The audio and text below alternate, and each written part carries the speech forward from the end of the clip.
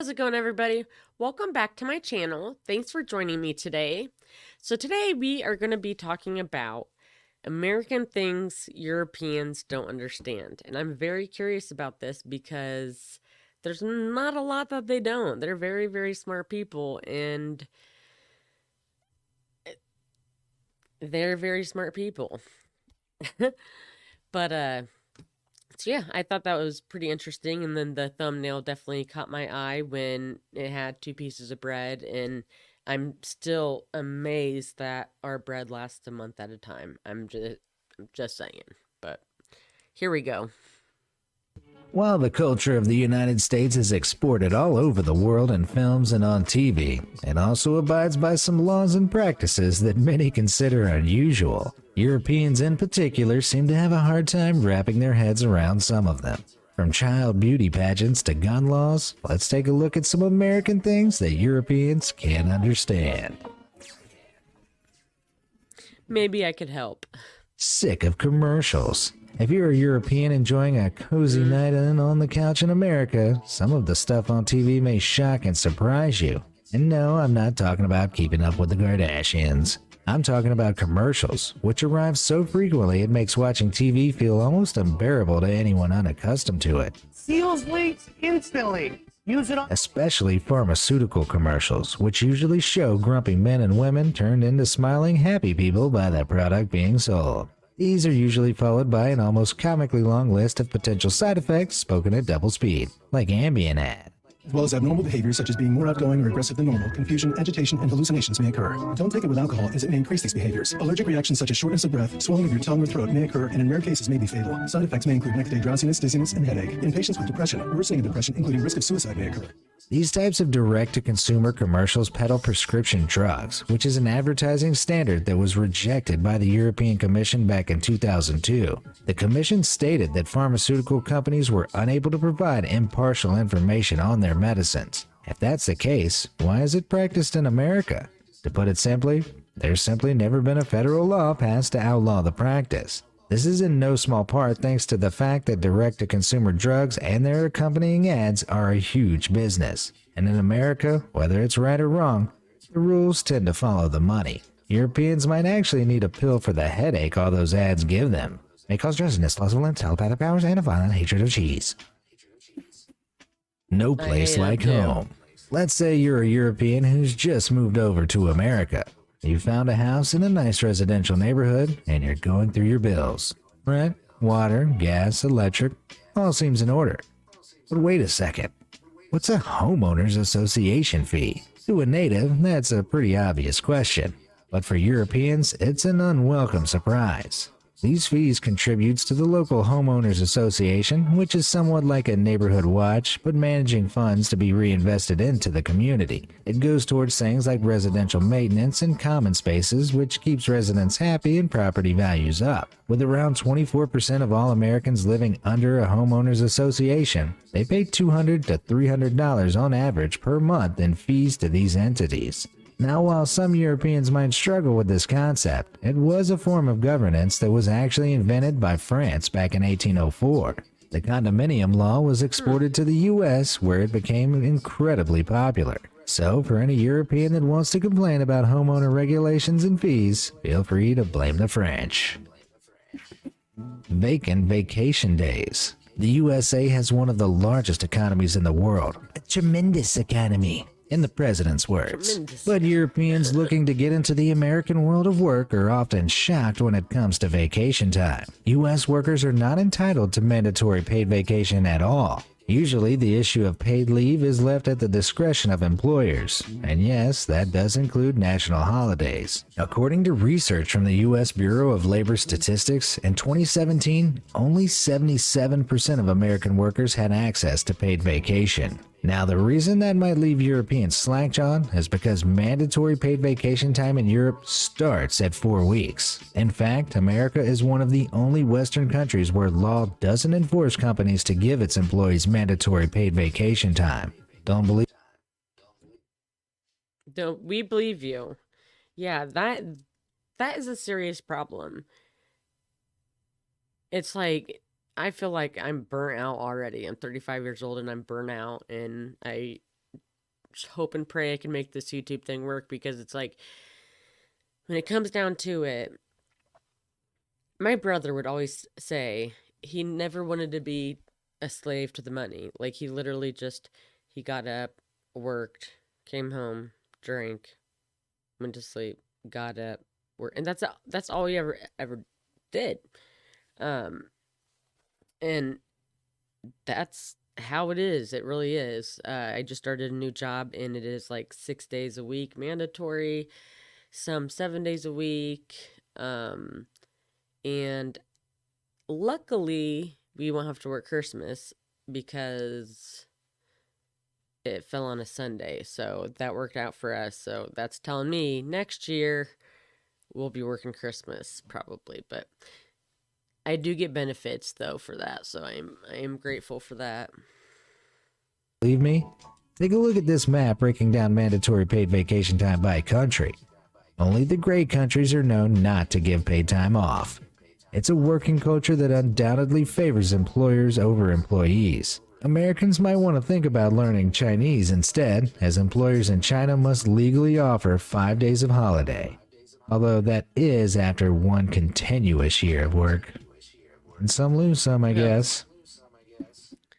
Florida man. If the American states could be looked at as a dysfunctional family, then Florida would be the weird uncle who once ran away with the circus and wrestled a tiger. The Sunshine State is the third most populous state in the USA and receives over 100 million visitors year on year. With so many people living between Miami Beach, Disneyland, and Pensacola, a little crazy is bound to be found on the fringes of society. But what Europeans aren't prepared for are the crazy antics of Floridians that make daily headlines. From Florida man believed that he was half man, half dog in March 2019 to Florida man robs bank, strips naked, then runs down the street throwing stolen money everywhere in July 2017. You can search the internet for almost any day of the year and find a headline announcing Florida man has committed an utterly baffling crime. There doesn't seem to be an equivalent for any European countries, although the UK comes close with some of its questionable journalism topics like Britain's fattest woman ate fridge and died. Let me know the funniest local headlines you've ever seen at stories@bmas.com. VAT trouble. I'll have to think In on Europe, that. like most of the world, tax is built into the price of items in-store and online. So what you see on the tag is what you pay. But Europeans visiting an American store might be left doing a double take at their bill when they reach the register. There's no national sales tax or value-added tax in America. Instead, American taxes differ by jurisdiction, of which there are around 7,000. Differences in these local rates, state taxes, or combined state and local taxes means that final prices for the same item can differ from one street to the next. For first-time shoppers in the U.S., this unpleasant surprise is a rite of passage that no one asked for. Tipping point. A meal at a restaurant can be a real treat, but Europeans visiting America sometimes stress about the tip. Although tipping anywhere up to 20% seems normal to most Americans, there's no such obligation in Europe. Indeed, it's mostly seen as a bonus reward for good service, and in some European countries, it's even considered rude and excessive to leave a tip. The American federal government, however, states that tips can be used to satisfy the difference between the employee's hourly wage and the standard minimum wage. This means food servers, valets, and in-house staff in certain states can be working for a federal wage of just $2.13 per hour. I always like to add, even though I feel like they should make minimum wage, all the situations I know with the servers that are working for $2.13 an hour, they're bringing home probably more money than some of the back of house people. So, yeah, that 213 works out. Yeah.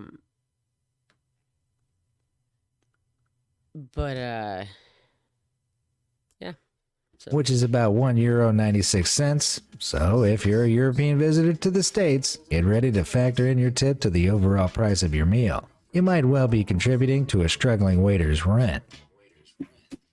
Child beauty pageants. If you've ever been unfortunate enough to have watched an episode of Toddlers and Tiaras on TLC, I think you might side with the Europeans on the next matter. Child beauty pageants are common across America and usually consist of dolled-up little girls being thrust onto a stage to entertain a crowd of screaming moms. It's truly bizarre. Yeah, that is not how it was when I was a kid. So I was a ballerina when I was a kid from like age 3 till 7. And we'd wear the tap dancing shoes with the really pretty outfits and stuff, but it wasn't like we weren't covered in makeup and it wasn't so showy, if that's a word. But I completely understand because if anybody's heard of the John Bonet story of the little girl that was in beauty pageants, and long story short, this little girl died. There's a ransom note for her. She was found in her family's basement. Go read the story if you guys have time because it's very, very interesting. It happened like 20, 25, 30 years ago, and they are actually bringing it back up. They have been talking about it lately. They may have some DNA on John Bonet that they are going to be able to hopefully catch the killer. So that's awesome. Awesome news. But yeah, that's especially here around here. I don't know how it is in other countries. There is an ass ton of child molesters and things like that. And so we just gotta be very careful. But what's equally strange is how the craze got started. Child pageants originated from American Better Baby contests in the early 20th century. Babies would be scored on characteristics like weight, quality of skin, and face shape, supposedly in the name of helping to educate mothers on best practices for healthy babies. But of course, it wasn't just for education purposes. There were also cash rewards and trophies for top-ranking toddlers. This has slowly devolved into the bedazzled tradition of pushing a child on stage in full makeup and styled hair to do a dance routine.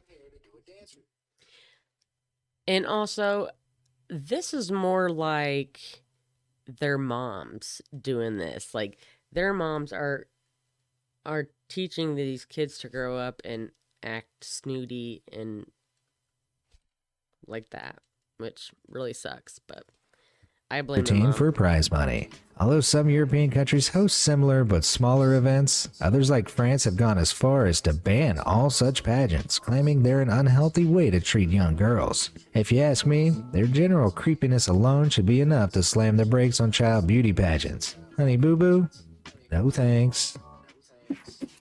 Size is everything. According to an old saying, everything's bigger in Texas. But if you're a European, you'll probably think that about all of America, right down to its people. It's no secret that America has a little bit of a weight problem. 2/3 of American adults classify as overweight, and it's estimated that almost 40% of adults in the U.S. aged 20 and over are obese. That's probably true. Like, I know I'm chubby, but, like, I'm considered overweight. Probably because I'm 5'2", so I'm just short and chubby. That's it. But Contrasted to Europe, where a survey carried out in 2014 labeled just 15% of adults obese. That's a king-size difference, with a side of fries. The American tendency to overeat might have something to do with portion sizes in the States. A study comparing portions in Paris and Philadelphia revealed food outlet portions were 25% larger in Philly. And a review of 17 different single-serve foods like yogurt and candy bars found that 14 of them were bigger in Philadelphia. While a one-state to one-country comparison doesn't necessarily represent the whole, Europeans on social media often comment on how much bigger everything seems stateside. Have you noticed this difference in portion sizes? Let me know in the comments below. Bonus points for food puns. Oh, sugar. Living in America can really give you a taste for the sweet life, but your teeth won't Yeah. thank you for it. Why? Well, some American foods and drinks have been found to contain huge amounts of sugar compared to their European equivalents. Some common bread brands contain up to 6 grams of sugar per serving, 6 times the amount found in European counterparts. But it doesn't end there. Taking a look at Pizza Hut's sugar content reveals most of their stateside pizzas have close to double the amount of sugar per slice as European versions. And in Starbucks, a UK venti white chocolate mocha will contain 62.4 grams of sugar.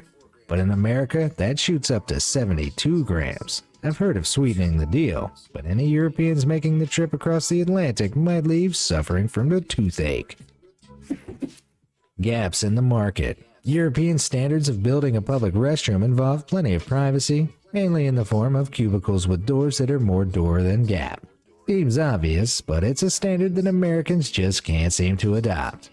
With ridiculously large gaps at the top, bottom, and sides, it makes for a truly uncomfortable first visit to an American toilet for unwitting visitors. On their first time, Europeans are left feeling especially susceptible to unwelcome visitors and peeping toms. Some people even resort to taping up the gap to prevent prying eyes looking in. But as strange as the design seems, there are some theories as to why Americans build their stalls this way. For a start, high floor gaps allow for easier cleaning, and they do make it simpler to pass toilet paper from one cubicle to another. On top of that, the vertical gaps act as a deterrent for anyone thinking of doing anything naughty behind closed doors. But there's always the chance you might accidentally get a real eyeful. Maybe just close your eyes before entering any American restrooms.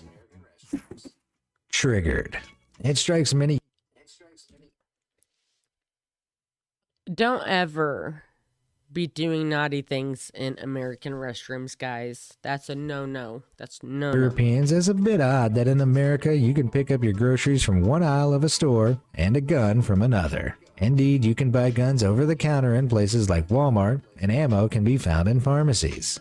But seeing as guns are still legal in many parts of Europe, what is it that Europeans find weird about the gun-loving, rifle-wielding, Second Amendment-touting American citizen? It might have something to do with America's gun-related death rate, seeing as per capita, there were 12 gun-related deaths for every 100,000 people in America in 2017. Very few European countries exceed 3 gun-related deaths per 100,000 people, and none even come close to America's 12 per 100,000. The causes of the problem are fiercely debated, but it might have something to do with how easy it is to buy a gun. Background checks are usually carried out, but a research survey from Harvard in 2015 estimated that a third of American gun owners have purchased a firearm without a background check. In Europe, many countries like Austria and Germany require would-be gun owners to go through a rigorous Whose fault's 7-step that? procedure before owning a gun. High-caliber handguns are outright banned in the UK, and many categories of semi-automatic weapons are illegal to own across Europe. It's simply much harder to legally purchase a gun in Europe than it is in the US, which I'm sure is a trigger point for some. Have you noticed any all-American quirks of your own? Let me know in the comments section below. Thanks for watching. Yeah, I don't necessarily think that I need a gun to my hip, but like I would like some like pepper spray or maybe even a pocket knife. I don't know. Or a bulletproof vest. Anyway, yeah, that was very, very interesting. And another thing I was going to say about, we were talking about like the homeowners pay or whatever. They actually have in America, which I just recently found out, that they have something called a reverse mortgage. Yeah, reverse mortgage, which is something that you could talk to your bank about and be like, pretty much how it would be is you would be allowed to live in that house for until you die, but after you die, the bank gets the house. So, I mean, I guess it's good for if you don't have any family, to get to inherit your stuff. But man, that was a really good video, guys. please tell me in the description down below what you thought about this video and if any Europeans understood any of it. So, thanks for watching. I really appreciate it. If you like the content, please give it a like and a subscribe. I really appreciate it.